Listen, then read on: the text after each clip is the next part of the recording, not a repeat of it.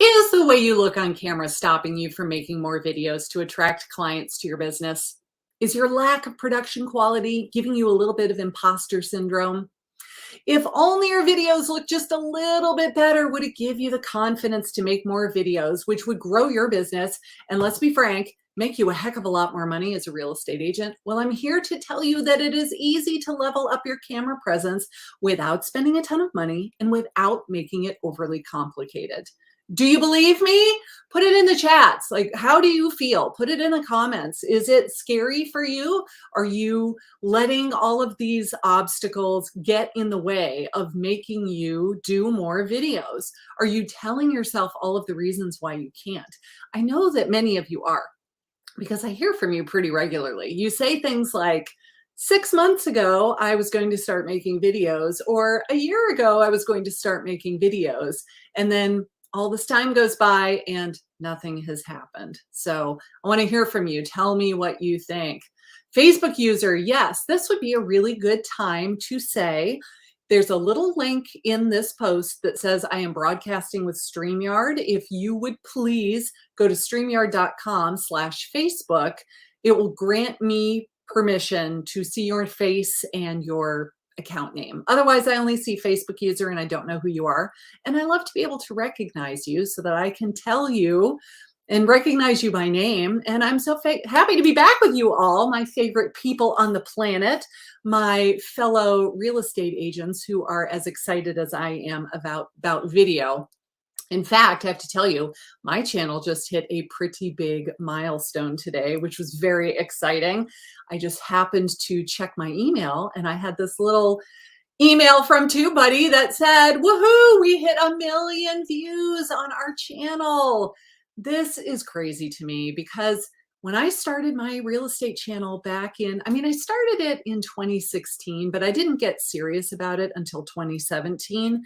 And I had no aspirations for hitting 1 million views. I had no aspirations for having 14,000 subscribers. I honestly just thought, I need a way to get my name out there. I need a way for people in my market to find me when they need to hire a real estate agent. And I want them to pick me over everybody else in my market, right? That was pretty crazy. And the cool part about that is that I am not special.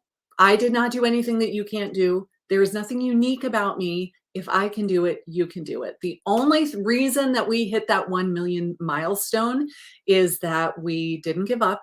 We were consistent. We kept making videos. And I didn't give up before I started to see results. How do you feel about that? Aloha from Hawaii. Oh my gosh. Is it Leo? Leo. I just got back from Oahu about 2 weeks ago now. In fact, can you see that my skin to elbows? That is from trying to surf. I took a surfing lesson with my kids. The kids did great. Mom, not so much. I found that I was using my elbows to push myself to a standing position. And the next day they were just completely scabbed over there, like terrible, but I'm jealous that you're in Hawaii. Hello, Sunrise Homes with Jenny. You need a list of recruitment? Okay, cool. We're going to be talking about that. Scripts, I'm not a huge believer in scripts, but I will definitely help you as much as I can. Thank you, Martin. Congratulations on the million. I know, it is very excited. All right, so without further ado, let's get into the presentation about how you can look your best on video. And it's not nearly as hard as you think. Is this you? When I say, hey, you need to make more videos for your real estate business, is this how you like, no, I don't want to. I know, that's how everybody feels. But let's go over a few tips today that are things that can make you look better on camera, as well as make your overall set design a little bit better on camera. So tip number one is know your angles. And this is something I see all the time on Zoom calls, and I know you do too. People put their laptop on their desk and then they look down. Well, what happens when you look down? We got a nice big old double chin going there, and the camera is looking straight up your nose. Not flattering for anybody. So don't put your camera down below. Instead, you want to elevate the camera just a little bit. So right at eye level, or maybe even a little bit above, is the most flattering. This will elongate your neck. It's much more flattering. Plus, then people are looking at you in the eye instead of looking up your nose or focusing on your little waddle going on. Not that you have one, but those of us that do have one, and I may or may not be one of them. Hey, Anita Anderson from Sonoma County. I see you in there. Tip number two is consider a little touch up. Now, this is one that seriously, when I talk about going on camera, I am fully embracing the fact that you should be comfortable in your own skin and be happy with how you look and accept yourself. We all need to be nicer to ourselves, to love and accept ourselves, warts and all, right? And hey, I am old, I am gray, and I used to be fat, but I'm working on the fat part. Let's be frank. I am working really hard on the fat part, but I am not a young spring chicken. If I can make videos, you can. I mean, come on. Like with the gray hair and I'm in my 50s, if I can do it, you can do it. But there's no reason why we can't give ourselves a little bit of, a boost if we can. So did you know that you can record directly into Zoom? You probably know that. If you're going to record with the webcam on your computer, just open up Zoom. You'll have no guests there. It's just you, but you can record to your computer or to the cloud. And then you're going to go to the settings in Zoom. So if you click on this little icon in the top right-hand corner and go to your settings, or once you are in your Zoom room in the video, you're going to go to the settings, you're going to click on video, and then there's this beautiful little thing that says touch up my appearance. Now, it does have a slider bar. Don't go crazy. If you slide it all the way to the right, you're going to look like those people when they hand you their business card and it's a glamour shot from 1985 that's all out of focus. And you're like, yeah, that doesn't really look like you anymore. So don't go overboard. But a little tiny bit. I have had people say, oh my gosh, your skin looks amazing. And I just die laughing because that's 100% because of Zoom. It's not because of my fabulous skincare routine. So Zoom will definitely help you. You can record your video into Zoom. When it's all done, you just save it with a name and boom, now the file's already on your computer. You didn't have to worry about filming it on your camera and then putting the SD card into the computer or filming it on your phone and then getting it over to your computer. I know a lot of you seem to have difficulties if you have a PC and an Apple iPhone because you're like, I can't airdrop it from the iPhone to the Windows computer, so how do I get it over there? If you just record directly into Zoom into your computer, problem solved. Tip number three is about lighting. Do you have challenges with lightings? Let me know if you've got lighting challenges. I have to say that I struggled with lighting for a long time. So you are not alone if you're struggling with lighting. Let me show you a couple of things that I have come up with. So here's a great example of what not to do. This was my very first video, as a matter of fact. My very first video that I made when I lived in my old market in the Atlanta area. I was filming in my bedroom. So the window was to the side of me. The window was over here. So I had natural light, but it was all coming from the side. Don't ask me why I had dyed my hair black. That was obviously an error in judgment that I had to live with for about 2 years because it would not come out. So I had all of the light coming from one side. I was filming with the webcam on my computer, which was across the room from me, and it was not a good quality webcam. It was the webcam on my laptop, which I think only shoots in 720p. So not high resolution at all, far away from me, no microphone, no lighting. It does not look good. I mean, if I weren't sitting in a chair, if I were standing, I would look like I were at the police station in a lineup. All we need is the height tick marks on the wall so you can see how tall I am. And it would totally look like I was being identified in a lineup. So this is what's not to do. And I'm right up against the wall as well. But here's a good example. And this is the lighting that I use now. So we want to have lots of light. I'm going to show you a little picture of what my actual studio looks like. So these are the results, and then I'll show you the back end of what it looks like. But you want to be brightly lit, no shadows in front of you. We don't want to have light behind you. Have you ever noticed if you're outside filming and the sun is behind you, you are totally dark and then everything behind you is washed out? You always want to have the light facing you. If you want to have a little bit of accent lighting, like what I have back there behind my bookshelves and stuff, it's totally fun, not necessary, just fun. But the cool thing that I did that I really, really have been happy with is my desk is basically floating in the middle of the room. And that wall back there is a good 8 feet behind me. So there's lots of depth between where I sit to film and my back wall. And I think it makes a really big difference. So face a window. If you are filming in your office and you have natural light, face the window. You can rearrange your furniture. I give you permission to rearrange your furniture. I rearrange my furniture like every 3 months. I get really tired of it and I just start moving stuff around. So turn your desk, face the window, and that would be terrific. You can have the accent lighting if you'd like. And then don't light from down below looking up. It's the same as having the camera down below. When the light is down below, it gives you that Blair Witch Project ghost story sort of vibe. And we don't want that either. So you can get a couple of studio lights. Now, when I took the screenshot, it may have been pre-COVID. I actually can't remember. They were super cheap back in the day. And then you know what happened. When everybody started Zooming and being online, suddenly the price of everything skyrocketed. So I can't guarantee it's still 62 bucks. But this was the kit that I bought back in the day. They basically look like umbrellas on a tripod with a light bulb screwed in.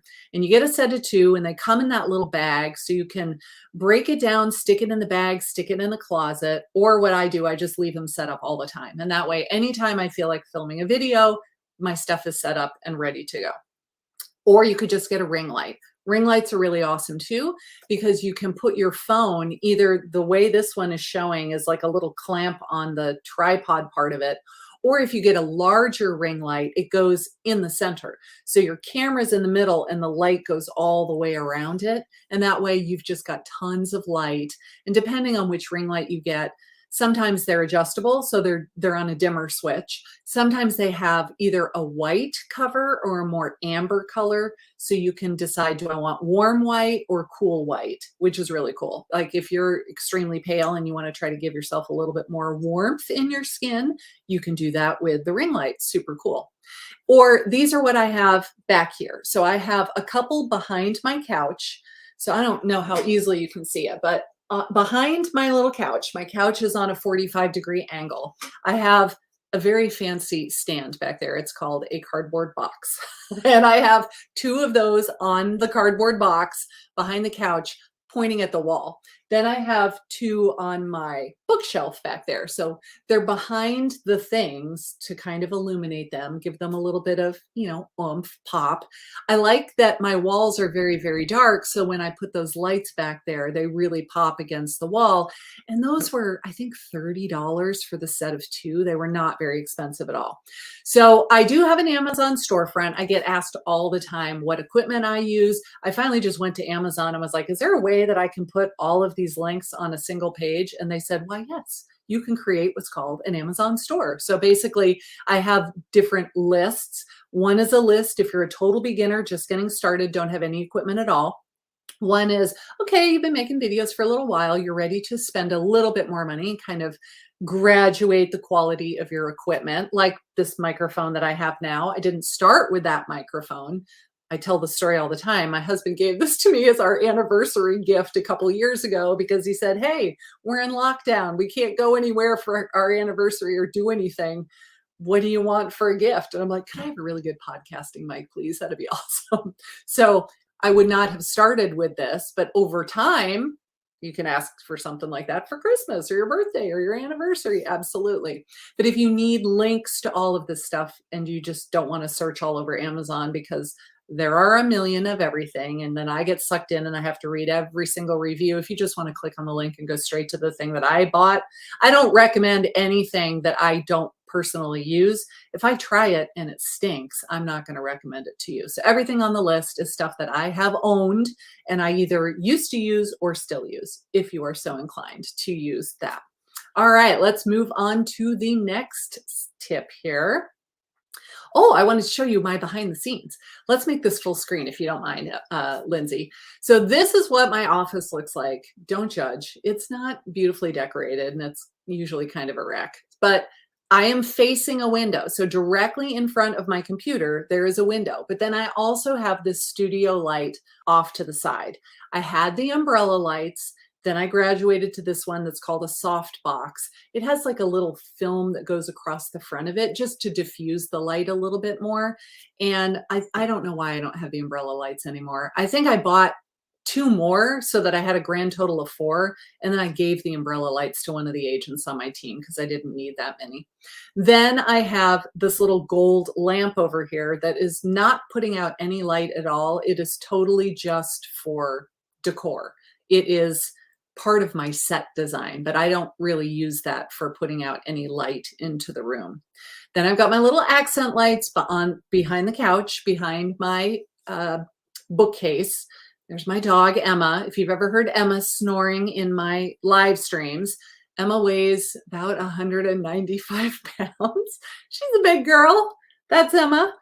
And that's what my office looks like. So if you were to walk in, this is just the finished room above my garage. It is a guest bedroom. It is nothing fancy. I kind of like that it has the sloping ceilings because it's kind of like finished attic space, which is cool. I do have a couple of skylights on that right-hand sloping wall, but I could not control the amount of light that came in, so I covered them up. I went to Amazon and I bought some curtains that stick up there with suction cups, and that way I can put them in the skylight, completely darken them out. They're like room darkening shades for skylights, and that way I get to control the amount of light that I have in the room. I really like that a lot.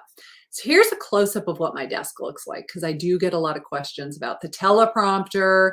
Yes, I have a teleprompter. Right now I am not using it, but for a lot of the videos that I will record, I will write out my entire script. That way, when I sit down to record it, I'm not making 3 million mistakes. And I have this awesome little remote control that operates the teleprompter. So you just use these little controls in your hand so you can make the teleprompter speed up, slow down, stop, go, all of the things. I bought a little table that is adjustable. So it is height adjustable. Let me see if I can make myself on here. It's height adjustable. So my computer is on that. That way I could raise it up so I can look at my computer and see it very easily and not have to be looking down. So I get the double chin effect. But if I put it on my desk itself, it was right in my face, which I didn't like. So I bought this little adjustable, it's like a pub table, if you will, behind my desk. And that way the computer is farther away from my face, which I like because I love to make gestures when I talk. And I was hitting my computer all the time. So that worked out very well. Then I have this little, I don't even know what to call it. It's that black, long, skinny thing in front of the computer. All it is a place that has one of those built-in phone chargers, so you can lay your phone on top of it and the phone will charge, and then it's got a shelf. So I can put my reading glasses up there and a thing of chapstick and sticky notes of don't forget to say this, that, and the other thing. I have some other stuff. I put some acoustic foam tiles on the wall because there's not a lot of fabric in this room other than the curtain on that window and the carpeting on the wall and the chair I'm in and the couch. That's really it. I should put more stuff in here. I should throw some pillows on the couch, maybe a throw blanket. And it was sounding a little bit echoey. So I bought those acoustic tiles and they are literally on my wall with thumbtacks. I tried double-sided tape and they wouldn't stay up. They kept falling down. So it's literally got 4 thumbtacks in the corners and that's it. Again, all of this stuff comes from Amazon, works very well. So now let's talk about the background, okay? I get a lot of questions about the actual background of where you're going to be filming your videos. And I see all your comments in there, and I'm gonna come to your questions in a little bit. So what I said before is don't be right up against the wall. I see a ton of people that are standing literally up against the wall. Even if you took that self-stick wallpaper that you can get at the store. You can buy it on Amazon, you can buy it at Lowe's or Home Depot, you put it on the wall.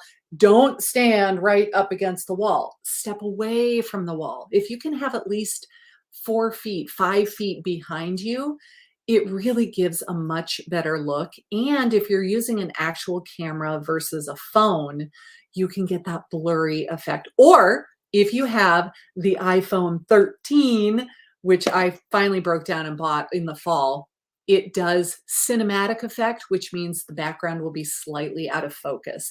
This really makes your video look more like a camera and less like a phone. So if you're concerned about, oh, I film on my phone and it's not really all that good, and like, oh, it's not going to look so good, it will. If you have an iPhone 13 and you put it on cinematic mode, it will slightly blur the background behind you. And then, yeah, it makes it look really, really cool. So step away from the wall, you can get the blurry background effect. Let's talk about the color of the wall. Don't have walls be the same color as your skin. I'm going to show you a picture of what my office looked like before I painted it. It's just not flattering. Plus, then you blend in. If your face is the color of the wall, you just blend right in. Instead, you want to get a different color. And you could consider your brand colors. You could just consider colors that you like, colors that are flattering to you. It doesn't really matter what color you choose, but not this. So when we bought this house and we moved in, this is the color that it was. It was just a good old camel beige, which is fine, but it was not great for filming. And when I took a few videos in here and watched them, it was terrible. I hated it so much. It was like, nope, nope, we're not going to be using, not going to be using that color scheme. So what I did was I went to YouTube and I just started watching videos from my favorite creators. They were not, I don't think any of them were real estate videos. They were other types of videos. And every time I saw one that I totally loved, I took a screenshot and I put it in a little album. And then one day I sat down and I opened my album and I looked at all the screenshots, and they all had something very much in common. They had the dark, dark, dark colors. So what I did was I painted my room navy blue. Now, it's nighttime outside in this shot, so you can see how dark these walls really are.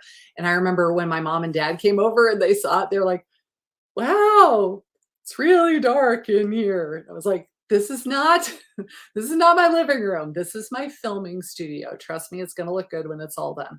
And then I just put my desk in the middle of the room. So it is not touching any walls. It is truly floating in the middle of the room. I probably have 1.5 feet of room between the edge of the desk and the wall. There's a good 6 feet in front of me, at least 8 feet behind me. They got lots and lots of room there. And then this is what the result looks like when I am all done. So by not being up against the wall, by having good lighting, by having the little accent lighting behind me, this is what the results look like to the viewer that is watching the video. And I'm very, very happy with how that looks. I like it very much. So do some research, get on YouTube, see what you like, what appeals to you, not what will look best for your viewer and what is best for your industry. No, what are you drawn to? When you watch a video and you say, dang, that looks really, really good, what catches your eye? That's what you want to pay attention to. If it catches your eye, it's probably going to catch the eye of your viewers as well. So you can take screenshots on your computer, you can save them on your phone, wherever you're watching your videos, it really doesn't matter. Just save them. These were the inspiration photos that I was using. So I like watching Becky and Chris. They have a really good photography channel. This guy in the middle, I'm afraid I can't remember what his name is, but I was looking at his video and I'm like, dang it, I love the way that looks. And when I sat down and looked at all my inspiration photos, they all had dark backgrounds. Most of them were gray or black. And I just decided I would go with navy blue because it kind of matched my branding colors better than gray did. So some best practices for your background. You want to pop against your walls. So pick a color for the walls if you're able to paint it.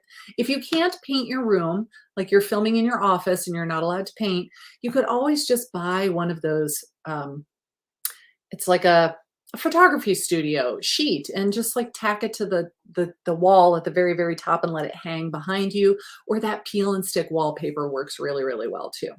Get rid of all of the clutter. Like there's clutter all over this couch right now, but you can't see it because it's not in the frame. And less decor is more. So don't have tons of stuff all over your wall. Don't have anything directly behind your head because we're not going to see it anyway. Your head is going to block it. Be mindful of what shows up in the frame, and all of the stuff we want to have a purpose. So anything that is showing in the frame, we want there to be a purpose. Like I have a couple of awards back there. I have a gift that a client drew me. You've heard me tell that story about my awesome illustration back there. I have the little subscribe thingy. It's kind of subliminal, just letting people know like, hey, hit the subscribe button. And then that's pretty much it. So I don't have lots of stuff all over the wall. Your accent lighting, make it simple, not too fussy. Raise your camera just a tiny little bit, and overall experiment. If you set all of this up and then you watch your videos and you're like, it's just not grabbing me, paint the walls. Like at my old house, we started with very, very light gray. Then we painted the walls that bright, bright aqua color. Then we decided to sell our house, so we had to paint it back to light gray because I knew people were not going to love a bright aqua office as soon as they walked in the room. And then we moved here and we painted it again. So paint is your best friend, super cheap. If you're not allowed to paint, you can do something else. And if you don't like it, just change it. It's a work in progress. All right, tip number 5. If you feel like you don't have a lot of energy on camera, stand up. I don't know what it is about standing up, but you will have so much more energy when you're filming if you are standing. For me, I think it's because you get to move your arms around a lot more. I am sitting right now only because I don't have one of those sit stand desks, but if you had one, you could totally do that. It seems to give you a little bit more energy. You just feel like you can move more and you're not just stuck in your chair. Tip number 6 is something that my friend Trevor Jones taught me years ago. If you're watching, thank you, Trevor. The rule of thirds. Have you ever watched The Brady Bunch? That opening screen is like the perfect visual for what the rule of thirds is. We take your horizontal screen and we divide it into 9. You don't want to put your face in the very bottom. I can't tell you how many videos I've seen where you're sitting way at the bottom and it makes you look like a little kid sitting at the adults table at Thanksgiving time. For some reason, when you're way at the bottom, it's completely out of, what's the word I'm looking for? You're out of scale. It's not right. And if you put your face right in the center, it still doesn't look that good, does it? So I took this picture this morning and it just does not look good. Even though my head is right in the middle of the frame, it doesn't look good. But that's our natural tendency, is when we turn on the camera, we want to put our face right in the middle. Instead, I want your head to be closer to the top of the frame. Look at me right now. If we go out to the full screen, you see that there's very little room above my head.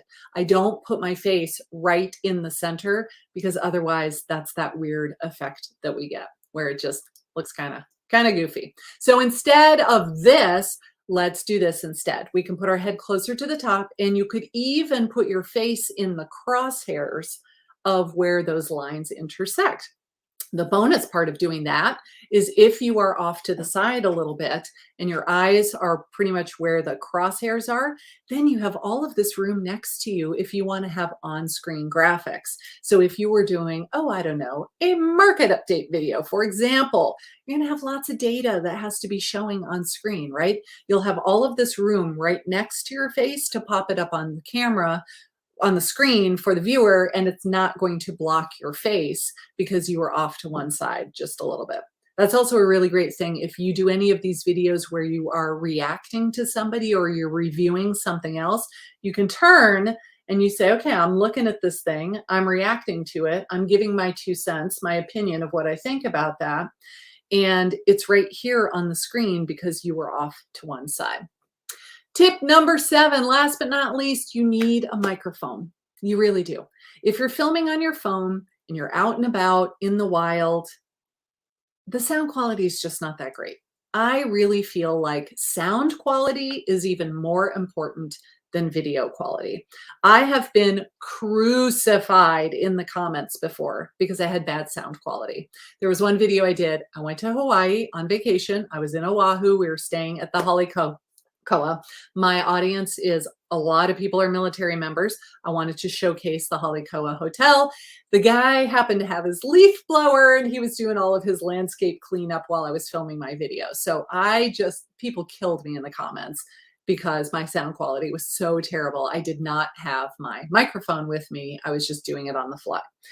Whereas nobody ever says, oh, you filmed in 1080p instead of, 4K. Like they don't say that, but they will definitely kill you if you have bad sound quality.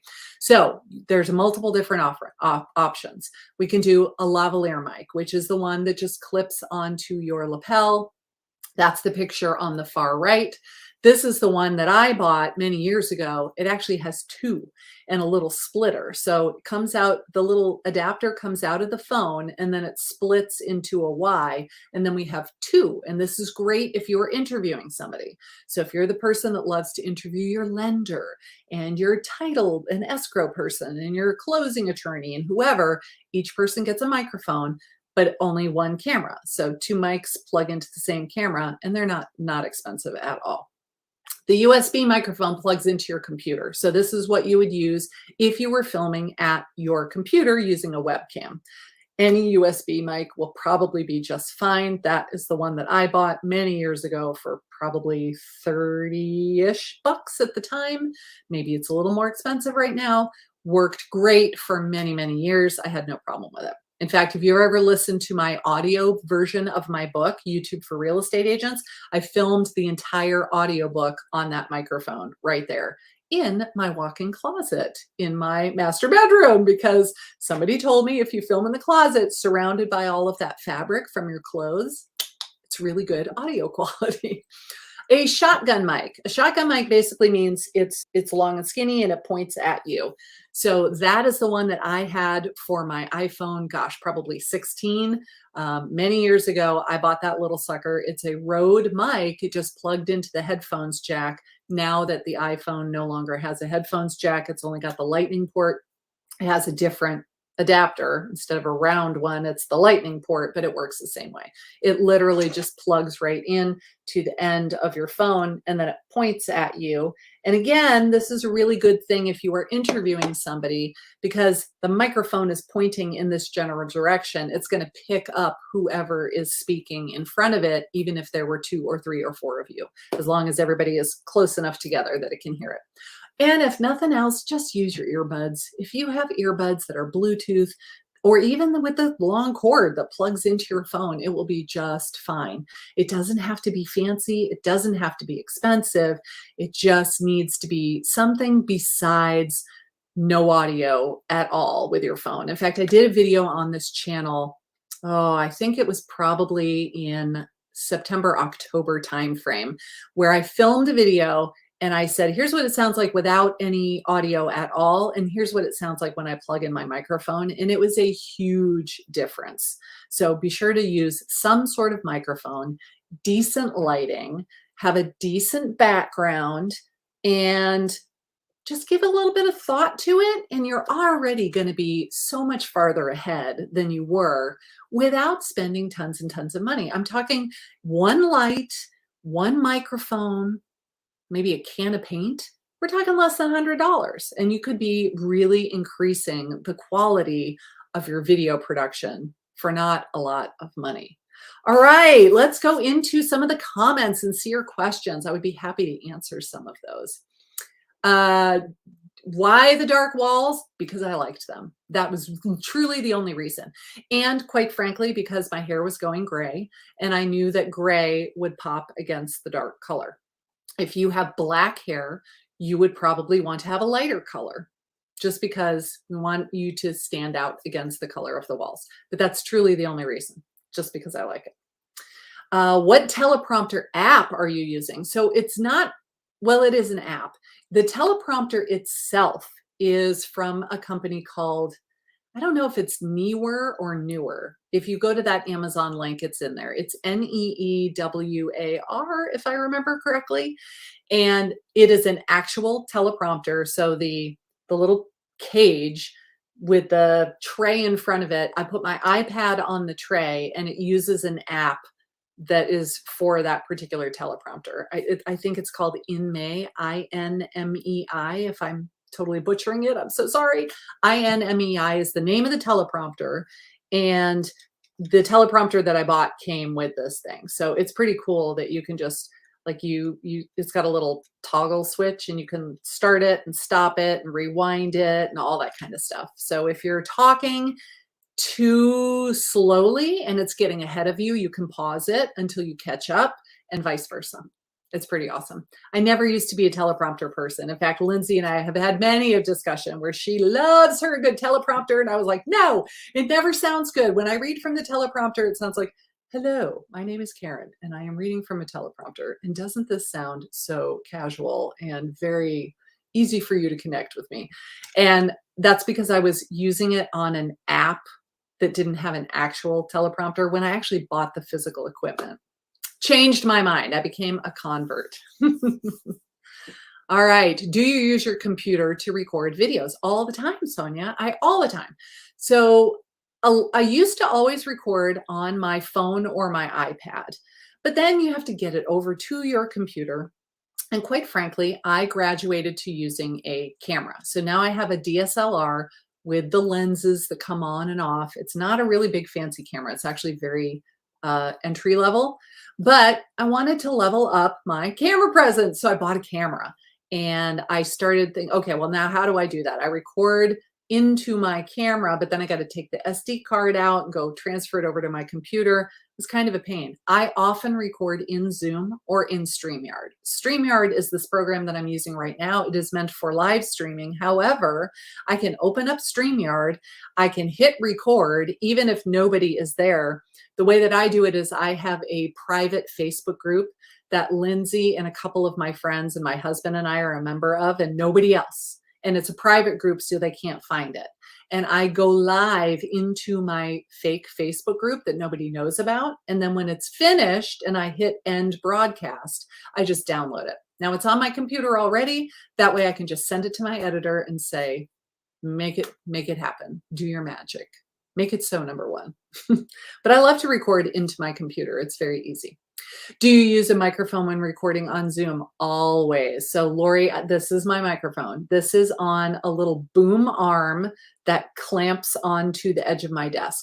And that's why I like it so much, because you can pull it out and you can put it back. And if you're, whoops, and then you can hit your computer with it too. And if you are not recording anything and you don't need a microphone, you just push it out of the way. Now it's out of the way, but it's there 100% of the time. If I'm like, oh, I'm having a really good hair day, I need to record a video today, what am I going to do?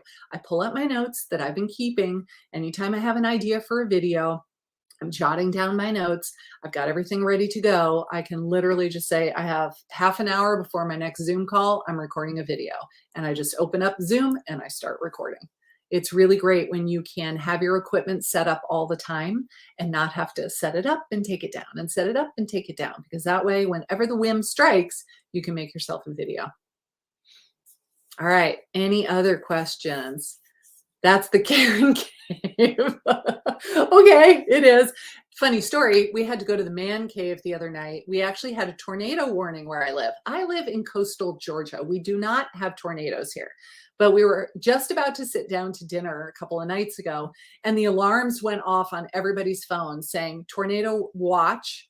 Was it a warning or a watch? It was a tornado warning. Take cover immediately.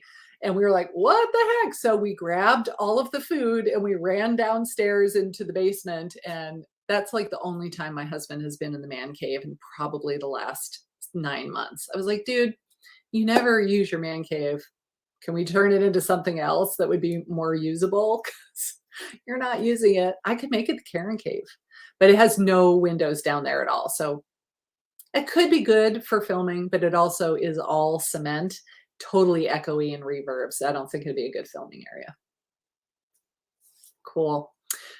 Oh, Lori, thank you. I just bought your book. Are you doing a class or workshops following the book by chance? As a matter of fact, I'm so glad that you asked. My next 5-day challenge is going to be next month. So that was such an awesome segue. Like, tee it up for me and I'll just hit it. So we're doing our next 5-day challenge next month. We are not quite ready to open up the registration page. I don't want people to register for it, a month in advance and then you forget about it. It's too far out.